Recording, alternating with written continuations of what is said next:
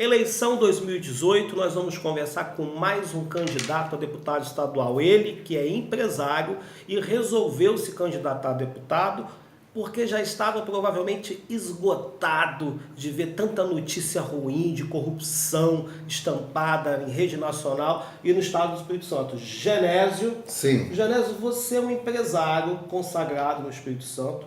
Fala um pouco para a gente desse segmento empresarial, senhor. Então, obrigado, Giovanni. Quero uma gratidão muito grande de saber que tem pessoas como você, Giovanni, que está preocupado aí com uma situação do Brasil, né? E eu só quero agradecer a você. Eu quero agradecer também ao povo capixaba, né? Que não aguenta mais e está querendo um novo, né? E está pensando no novo. Mas eu queria lembrar que a gente tem que pensar no novo, mas um novo que esteja preparado, Giovanni. Um novo que esteja preparado. Eu te fiz uma pergunta que focava no seu ramo empresarial. Qual é o seu ramo empresarial? Eu trabalho, a minha empresa é uma empresa funerária que tem como carro-chefe o plano funerário, né? E tem quantos anos de mercado? A gente tem 20 anos, a empresa hoje está com 20 anos de mercado, mas nunca foi isso também, isso não aconteceu milagrosamente.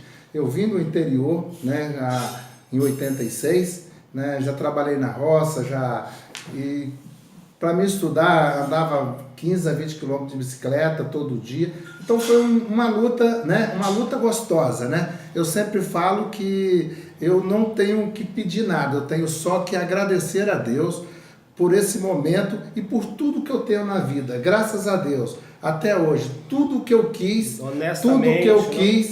eu trabalhando duro, foi o suficiente para mim conseguir e ter sucesso. Então eu acredito que o caminho do sucesso se chama boa vontade, princípios básicos e trabalho duro, né? Então a gente vim para Vitória em 86, né? Você é da onde, né? Eu sou de Barra de São Francisco, a cidade de Barra de São Francisco, né? Que a gente veio do interior. 86 vim para a cidade de Vitória, né? Comecei a trabalhar de vendedor, comecei a empresa. E eu falo hoje, Giovanni, graças a Deus, hoje meu filho mais velho hoje tem 23 anos, está cursando o 9º período de medicina, né? Minha filha hoje mais nova está com, minha outra filha já está no 4º período de nutrição, né? E eu sempre falo, né? Só precisa um pouquinho de boa vontade para as coisas dar certo, né? E na política, isso é a mesma coisa na sua vida. A política ela não é diferente de ser uma vida particular, uma vida de empresário, uma vida de um médico, uma vida de um advogado. Hoje eu sou bacharel em Direito, né? E tudo que a gente precisa hoje, para você ser um advogado, você tem que ouvir as pessoas, né? Para você ser um empresário, você tem que ter um relacionamento com as pessoas, né? Para você fazer uma gestão de um dinheiro público, né? Você tem que ter seriedade, honestidade e competência. Atualmente precisa ter mais honestidade, porque se você for perceber aí, é uma corrupção absurda. O pessoal, o que o povo capixaba, o que o povo brasileiro está percebendo é que não existe honestidade. A palavra-chave do político hoje em dia é honestidade. E você que tem 20 anos trabalhando honestamente, criou uma empresa que é consagrada dentro do Espírito Santo, você deve ter percebido que existia uma necessidade de se candidatar a deputado pelo fato de ter essa visibilidade, de ter percebido que o Brasil está tão ruim, a nossa política está tão corrosiva, e você de repente botou a cara na reta para se candidatar a deputado? Foi mais ou menos isso? Então, o seu desgaste como empresário, como cidadão capixaba, cidadão brasileiro? Então, vale lembrar, Giovanni, que as pessoas, às vezes ela imagina que a política corrompe as pessoas. Não entra na política porque você vai ser corrompido. Não, Giovanni. Eu acredito que, na verdade, os corruptos que se revelam na política, né, por ter motivos fáceis, achar que é possível desviar o dinheiro já está, nós pagamos impostos, o dinheiro está no cofre público, e ele, como representante do povo, né, que nós delegamos a ele através do voto. Ele acaba traindo o povo. E ele acaba traindo o povo e traindo a sua nação. Ele acaba roubando a gente. Exatamente. Nós somos roubados. Não, e hoje a gente só observa, Giovanni, que educação não tem, saúde não tem, segurança não tem.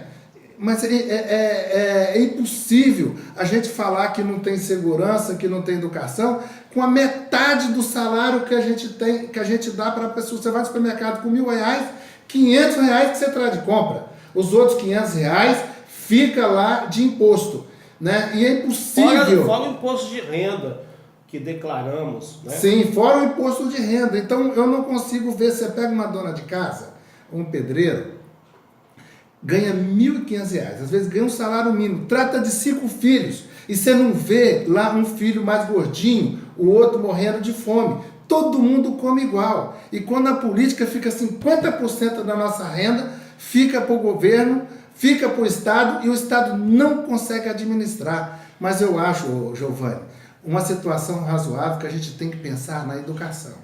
Com a educação a gente resolve.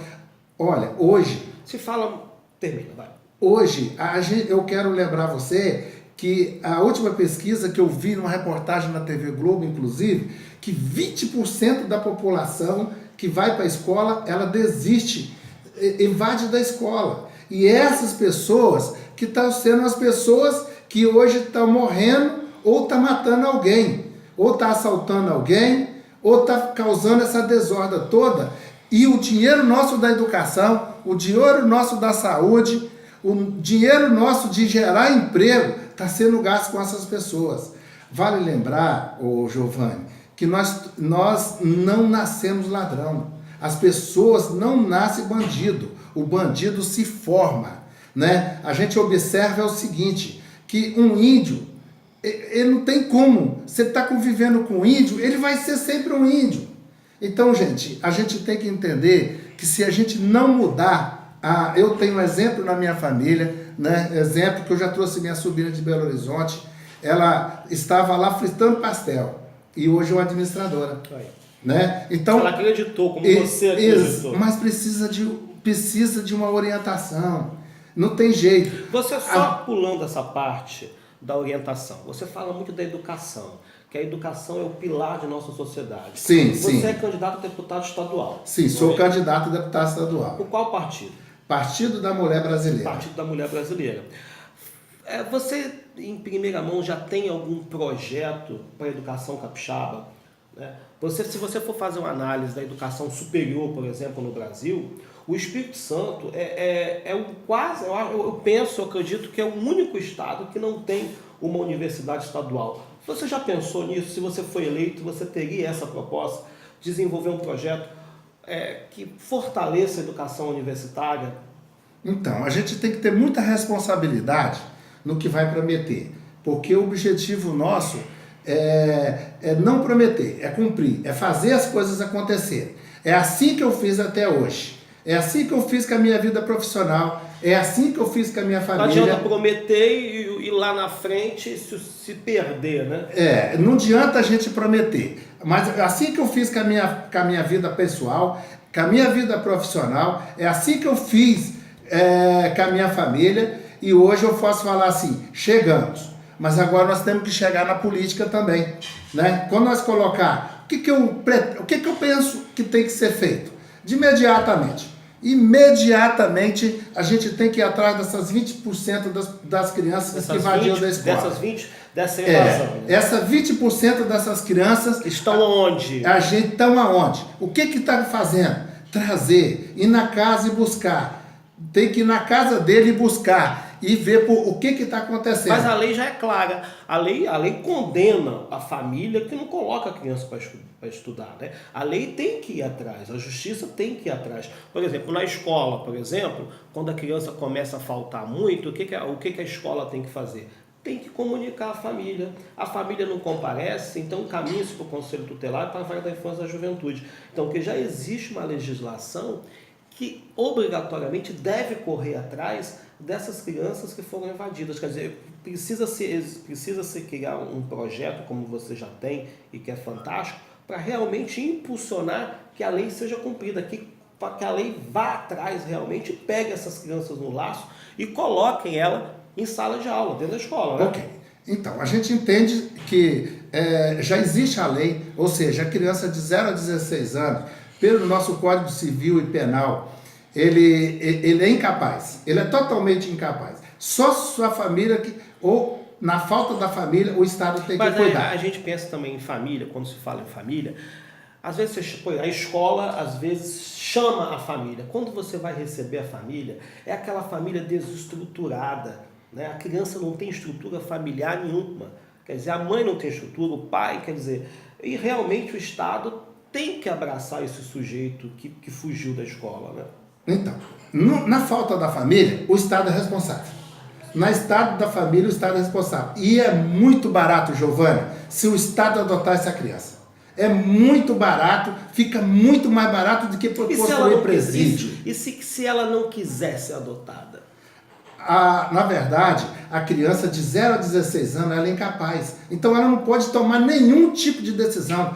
Como se pode falar com uma pessoa incapaz, dizer que não gosta de estudar? A gente tem que saber por que não gosta de estudar. Porque não foi orientado pelo professor direito. Não, nem pelo professor, não foi orientado pela sociedade, né? Porque quando você diz assim, não foi orientado pelo professor, nós podemos até indiretamente acabar culpando o professor, porque o professor não é o único culpado desse processo de evasão. A sociedade toda é responsável pela evasão. Por exemplo, existem escolas que o aluno mora numa comunidade e não pode ir para outra comunidade porque tem guerra do tráfico, então a criança não pode sair, às vezes não tem transporte escolar, aí tem esses vários fatores que você até mesmo conversou comigo, preocupado com essa questão da educação, né? Então, eu entendo que você disse a questão do professor, né? Mas você mesmo falou que existem esses vários fatores que acabam trazendo a evasão, né? E aí é uma problemática, né? E o professor, ele também é responsável por trazer e manter o sujeito em sala de aula. Quando eu estou falando com o professor, nós estamos falando que o professor é a pessoa mais importante do mundo. Isso que você ele é o mais importante do que um juiz, ele é mais importante do que um governador, porque todas as pessoas passaram pelo professor. Então nós estamos falando, quando eu estou colocando a importância de um professor, que ela pode cuidar de todas essas dificuldades, mas ela precisa ter garantia do Estado. O Estado precisa proteger. Proteger como? Salário razoável, salário em dia. Isso aí. 2, e garantia que se ela for cuidar desse aluno, ela amanhã não vai ser punida porque ela está tentando cuidar do aluno, né? Então a gente tem que se criar uma autorização formal para o professor poder estar cuidando dessas crianças, né? Aquelas crianças que o pai não tem condições de cuidar. Mas o mais importante de todos, cara, nós temos que ir atrás. Ou a gente vai atrás deles agora, ou senão a polícia vai ter que ir atrás para matá-lo ou prendê-lo. Então, o momento é esse.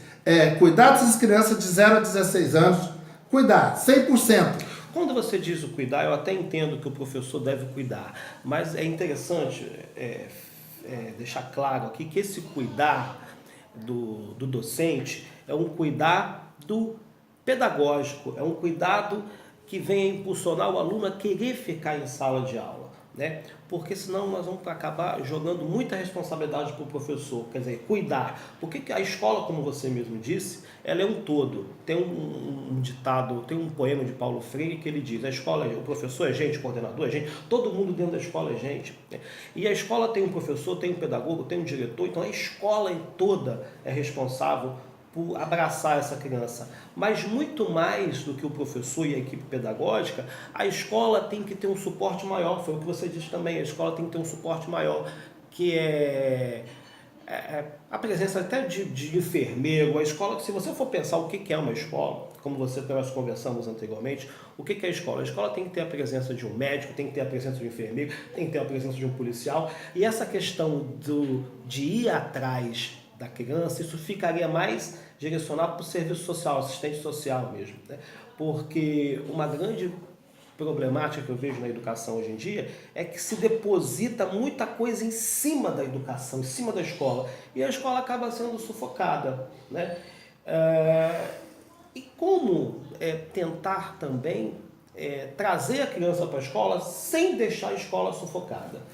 Olha, a gente entende o seguinte. Primeiro, a gente tem que entender o processo. Eu queria só citar um exemplo de um filho meu hoje, que ele está no 9º período de medicina. Me chamaram na escola americana, e quando eu cheguei lá na escola, ele falou, o seu filho está tirando nota baixa e está bagunceiro. Está brigando com todo mundo, batendo em todo mundo. Olha só. E está no nono período hoje, de medicina. No 9º período vai de virar medicina. Médico, o bagunceiro. O bagunceiro hoje vai virar médico. Olha Mas só. eu queria dizer para o senhor... Ele sabe disso que você está falando? Sabe, que ele é bagunceiro, que ele deu esse trabalho todo? Sabe disso. Aí, doutor, bagunceiro. Então, e eu chamei ele, sentei com ele para tomar um sorvete. Lucas, vamos tomar um sorvete. Deu um puxão de orelha, né? Não. Deu um beliscão? Não. Falei, Conversou, Lucas, a conversa Lucas, é essencial. O que está acontecendo? Fala para mim. Tomando sorvete. O que está acontecendo? Ele tinha quantos anos? Ele tinha média de 10 anos. 8 anos, 10 anos. É a fase de estar assim. Para todo mundo é a fase. Para mim, não. Estava acontecendo um problema. Para mim, estava acontecendo um problema. E ele virou, pai, eu sentava sempre na primeira cadeira. E eles fizeram uma revisão de mapa de sala. E nesse mapa de sala me colocou lá atrás. Aí o que aconteceu? Eu não consigo entender nada. Eu não falei mais nada. Simplesmente fui para a escola no outro dia e falei, professor, está acontecendo isso. Eles estudavam na primeira sala. Ela virou para mim assim, a diretora virou para mim e falou, olha, infelizmente, isso aqui é um negócio de mapa. Eu falei, mas nós temos que se adequar a uma situação que ele ficar mais ou menos no meio, ou algum canto, para ele voltar a crescer. Então, era uma criança que seria o invasor da escola. Não ia passar de gostar. E olha que você percebe essa questão da evasão sendo o seu filho de classe média estudando no universo de classe média, uma escola privada. Agora, saindo dessa questão da criança, do seu filho, e pensando, quer dizer, a sua família é uma família estruturada. Aí pensaremos naquela família desestruturada do menino levado, que o menino não consegue desenvolver nenhuma habilidade, não consegue desenvolver as cognições, quer dizer... E a família não comparece. E aí vem essa questão que você disse, que é a questão do Estado para interferir. Porque você, como pai, você foi lá, conversou com seu filho e foi até a escola. E a família que não vai na escola pública? Para isso que existe o psicólogo. Para isso que existe a posição, a função, a profissão de psicólogo, para poder conversar com o seu aluno, escutar, ver onde que está o problema. E é muito fácil resolver lá na escola do que deixar o vizinho que às vezes está querendo capturar ele para o lado do crime. Mas sabe o que acontece, essa questão do psicólogo? Você falou muita coisa interessante. Mas nós estamos chegando num ponto da saúde pública. Porque quando fala num psicólogo, se a mãe vai levar uma criança para um pronto-socorro, um pronto atendimento, para pegar uma consulta com um psicólogo, ela vai demorar meses. Para um clínico geral são meses esperando. Quer dizer, então a família carente infelizmente não tem acesso à saúde pública, nem psicólogo, nem nada. Olha, então você que vai ser eleito deputado, nós precisamos começar a pensar nessa questão de ofertar vagas para psicólogos e que eles possam possam frequentar e visitar com mais frequência as escolas públicas. Ok. Nós estamos falando de muito mais só de frequentar e de muito mais a mãe for levar o filho para um psicólogo. Você sabe quando que ele vai levar? Nunca. Nunca. Então a gente precisa. Porque a mãe também não sabe. Vou levar meu filho para o psicólogo, meu filho não sabe. Realmente não sabe. O que a gente precisa, eu falei buscar. E quando eu falei buscar, vem cá, menino, você tem que voltar para a escola. Ah, os pais estão querendo proibir, aí sim, aciona a justiça. Mas nós temos que ir lá buscar. A escola tem que buscar. A escola tem condição de fazer essa função. A escola, o diretor, ele tem condições de fazer essa função. É só dar suporte. Eu acredito que se algum professor está me ouvindo, e se algum diretor for me ouvir esse vídeo, eu tenho certeza absoluta que é o maior prazer dele. Não, é cuidar. A escola, é cuidar. A escola realmente, eu também sou professor, também sou pedagogo. E realmente, quem trabalha na escola, nós estamos preocupados em cuidar dos alunos. Mas muitas vezes nós nos deparamos por uma série de dificuldades. Muitas vezes você chama a família, mas a família, a direção, a escola chama a família, mas tem medo de chamar o pai, porque às vezes o pai é violento, o professor, o pedagogo, a direção tem medo de sofrer algum tipo de violência. Mas você disse a coisa certa, a escola é responsável também por convidar, por chamar, por cuidar do sujeito. Então, quando nós estamos falando de cuidar, nós estamos falando de cuidar. A regra foi feita para ser cumprida, não é para ser quebrada. Então, se a gente não cumprir as regras, a regra é que o menino está na escola. A regra é que nós temos que, se não está vindo, nós temos que buscar. Ah, mas precisa de um psicólogo. Beleza, vai ter um psicólogo. Se precisa alguém da segurança, vai ter alguém da segurança. Então, quando eu estou falando que a lei tem que ser cumprida, que a regra tem que ser cumprida, eu estou falando como deputado, eu vou trabalhar junto ao nosso governador, o nosso futuro governador, né, que eu espero que seja uma pessoa capacitada, uma pessoa que tenha a mesma sensibilidade e também que tem mesma sensibilidade e queira ter resultado. Nós estamos precisando no Brasil uma política de resultado. Não dá mais para ser uma política para você chegar lá e ser conivente com o desonesto, conivente com não fazer. Ele está se preocupado em votar um orçamento e o outro está pensando em gastar o orçamento. Não, eu tenho que se preocupar se todos estão sendo contemplados. Agora, gastar o orçamento que seja gasto de forma legal e democrática e que atenda a necessidade da população. Sim, eles votam um orçamento aonde que se deixa 30% da população que não contemplada. Tem 30 mil consultas de exame de vista hoje para ser feito. Por que se não usa durante a noite, esses mesmos profissionais para demandar essas demandas que já está em 30 mil? Isso eu estou falando de um exemplo de exame de vista. Mas se você for colocar de cardiologista, imagina o cardiologista ficar, o Giovanni, 6 meses, 1 ano esperando para ser consultado. Imagina. O paciente ficar 6 a 1 ano a ser consultado. Ser consultado, se passar por um cardiologista. Já morreu. Morreu então, de raiva.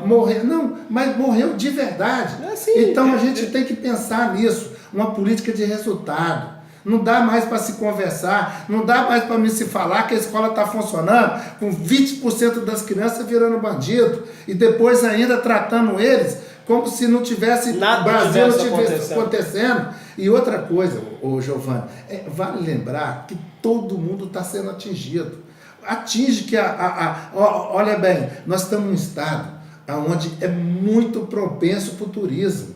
Mas como é que você recebe um turista no Espírito Santo que se você vai ser assaltado, se sair com o celular, você vai ser assaltado, você não pode ir nas praias nossas, você não pode ir na montanha que você vai ser assaltado? Então, como a gente cresce, como a gente melhora nosso estado sem política de resultado?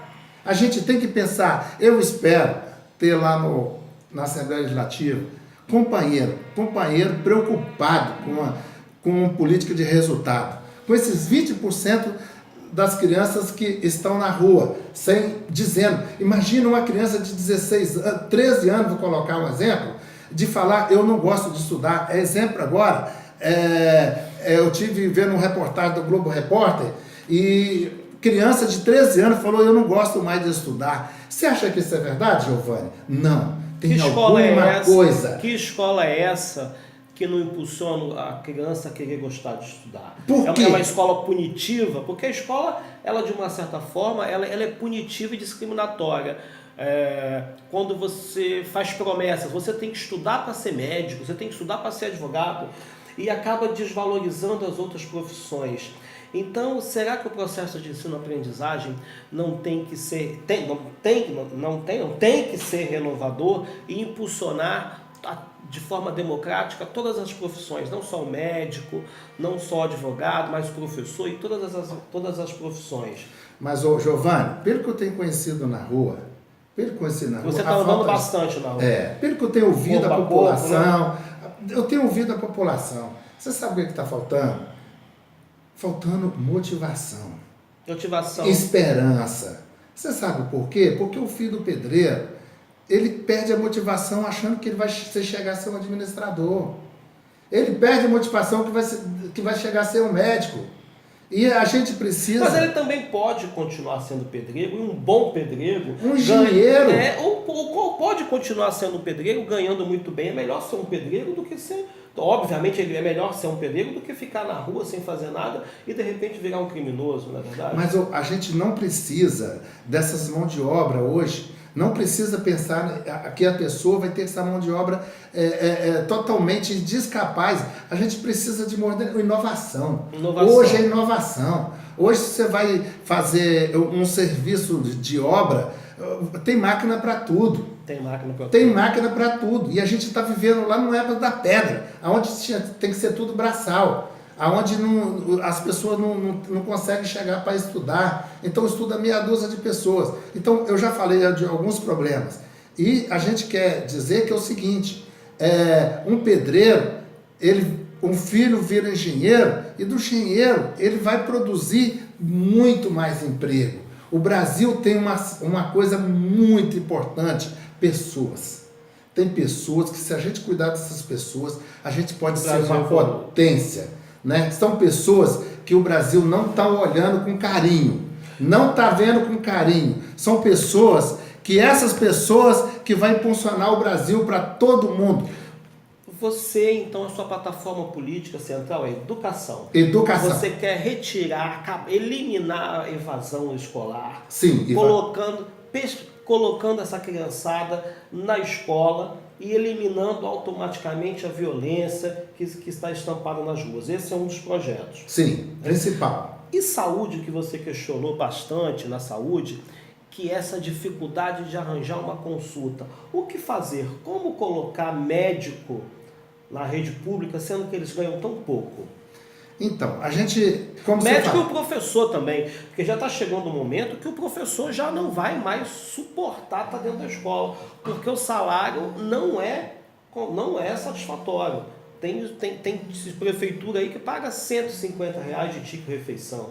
Quer dizer, então há um desgaste emocional para estar trabalhando na área da educação e principalmente na área da saúde, porque o médico ganha muito pouco. Então você já pensa em como eliminar esse déficit profissional na área da saúde e como eliminar essa dificuldade para marcar uma consulta? Ok. A gente, por exemplo, eu não vou ser o executivo, minha proposta hoje, eu sou um candidato a deputado estadual. E o deputado estadual, ele tem a função de fiscalizar, sim, de ajeitar, fiscalizar por que isso não está acontecendo e de votar a proposta, o projeto, o orçamento do Estado. A gente tem que ter responsabilidade verdadeira. Então, o que a gente precisa hoje? A gente precisa se ajeitar dentro do orçamento e ver se está contemplando todo mundo. Se não estiver contemplando, se ajeitar dentro do processo do orçamento para contemplar todas as pessoas, contemplar bem o médico, contemplar o professor e nenhuma pessoa. Eu acredito que um bom acordo entre todas as pessoas envolvidas, essas instituições envolvidas, é o suficiente para resolver o problema. A gente resolve o problema da evasão escolar conversando com o professor, montando uma estrutura diferente para o professor, e muitas das vezes hoje não adianta. Não adianta a gente querer criar muitas leis além do que já tem, porque tem lei para tudo. Pode terminar. Existe lei para tudo. Eu preciso agora cumprir, responsabilidade dos gestores e das pessoas que vão fiscalizar. É o meu caso. Eu vou lá para propor e vou brigar para isso acontecer.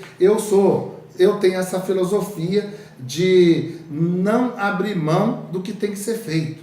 né? A responsabilidade, acreditar, ir atrás e fazer. Eu acho que as coisas têm que ser dessa forma. Não dá para a gente ficar falando hoje, não dá. Eu falo sempre assim, eu tenho 20 anos na minha empresa. Eu coloquei Genésio da Candeeiro porque eu posso falar 20 anos que eu estou com essa empresa. Conhece, né? Não é só para conhecer. Ninguém pode falar que eu fui desonesto com ninguém. 20 anos de mercado. E ninguém, as pessoas me pagam. Te ganhou seu dinheiro, botou o filho na universidade, mora no local super bem quicho, super bacana, de forma honesta, sem tirar nada da população, né? Então, o pessoal paga meu plano há 10, 12 anos. E chega lá, eles não precisam nem na minha empresa. Eles ligam para lá, meu agente vai aonde tiver para resolver o problema. E se tiver um mesinho atrás, 2 mesinhos atrás, poxa, eu não vou deixar uma pessoa que tem 5 anos pagando porque ele foi para o hospital, ficou 2 meses e eu deixo de atender. Não, então eu tenho 20 anos, cara. A minha responsabilidade, tem muita gente que fala, os concorrentes falam assim, poxa, a gente não vai fazer não, porque o cara morreu, a gente perdeu. Não, eu penso diferente. Então a gente tem que pensar com responsabilidade. Pagou 6 anos, só porque atrasou um mês, não vai fazer? Então a gente trabalha nesse nível. A minha vida nesse nível, fiz 50 anos agora, ô Giovanni, fico 50 anos agora em agosto. E minha família, às vezes fica preocupado, por que você quer ser político? Não, eu não quero ser político, eu quero fazer resultado para a nossa política. É isso que eu quero. Quando você fala em virar político, quando se fala em virar político, as pessoas pensam, ele quer ficar rico. Você já é um homem muito bem sucedido, você não precisa entrar na política para ganhar dinheiro, porque você tem um projeto organizacional de 20 anos de mercado e que está muito bem situado. Quer dizer, não vai ser a política que vai te deixar em situação mais confortável do que você já está. Quer dizer, você vai se candidatar a deputado estadual para realmente construir um projeto para a sociedade capixaba, não para obter mais lucro. Se obter mais lucro, claro que é óbvio, né? Mas você já tem uma empresa consolidada no mercado, como você já disse, há 20 anos. Então, Giovanni, eu tenho. Hoje, graças a Deus, o que eu tenho dá para me viver a vida toda muito tranquilo, graças a Deus, dá para me ajeitei. Não foi fácil, eu comecei do zero. Quando eu vim para Vitória, eu vim com a roupa do corpo. E hoje eu tenho, porque eu trabalhei com inteligência, com criatividade, com potencialidade. Não é coisas que caiu do céu, mas a coisa que eu conquistei, a coisa que eu ajudei as pessoas a resolver um problema e graças a Deus a minha situação foi resolvida. Mas eu quero lembrar o seguinte, mas tem muita gente que tem dinheiro, que está na política e parece que vai levar dinheiro para o céu, professor. Tem gente que está pensando que vai levar dinheiro para o céu. Quer roubar mais. Quem já tem aquele cidadão que tinha 53 milhões dentro do apartamento, né? Da onde veio aquele dinheiro? Não, a gente imagina, é muito deixar claro, ô Giovanni, porque tem pessoas que têm muito dinheiro e ainda conseguem se desviar muito dinheiro. Pessoa que não tem... Por que eles querem roubar tanto assim? Olha, eu não... Por que eles querem roubar? Por que eles roubam? Por que eles querem roubar tanto, né? Eu não consigo ver, não dá para levar dinheiro para o céu. Não é verdade. Né? Você só tem... É uma vida passageira. Para mim...